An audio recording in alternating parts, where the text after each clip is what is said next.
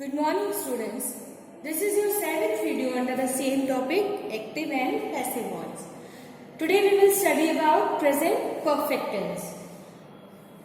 Now see, in active voice we use has, have plus verb's third form. And in passive voice we use has, have plus been. Here been word is introduced for perfect tense. In passive voice, in perfect tense, we use been in between auxiliary and past participle verb. Right? So, as we were using in continuous tense been, now in perfect tense we will use been. B-E-E-N, been. So, the sequence would be subject, auxiliary has, verb, third form and object for active voice sentence. And in passive voice, sequence would be subject, auxiliary, then be, verb's third form, by and object. Now you can see that in both the voices, in active voice and in passive voice, for perfect tense, you can see that verb third form is used in both the places. So it is easier to make passive in the sense that we are not in need of using from our side the third form. As earlier we used to change the verb first, verb second from verb third in passive voice sentence. Here in perfect tense we already are having verb's third form in active voice. So there is not any need to change the verb in this tense.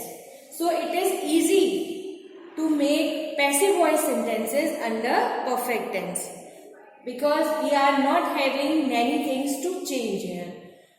So now see the example. Some boys have cut the wires.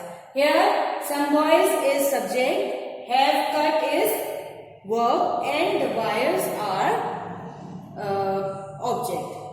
So we have changed here object to subject and subject to object. In this way the wires and some boys. And the verb, now you can see have and cut. These two these two words we have kept as it is. So you can see have and cut. And in between these two auxiliary and main verb we have kept been word. So it is additional here in perfect tense. Clear? Now see how to make the interrogative. The same way as we have done it earlier, that we have kept this auxiliary in the first place of the sentence. And after in the end of the sentence we have kept question mark. The same way we have kept this auxiliary in the first place and question mark at the last.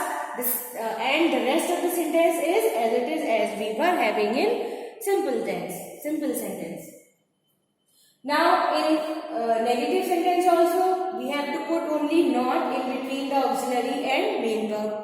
And the same way here also in passive voice we have kept the not word in between auxiliary and main word. Wires have not been cut by some boys. Clear? So this is the way how to make the sentences passive voice in perfect tense. It is very easier to make passive voice sentence in perfect tense. Why? Because we are already having the same auxiliary and past participle of the verb in active voice, and we are not required to change it in any other form. The same way as we are getting it already, we have kept it in the sentence passive voice. Clear? Thank you.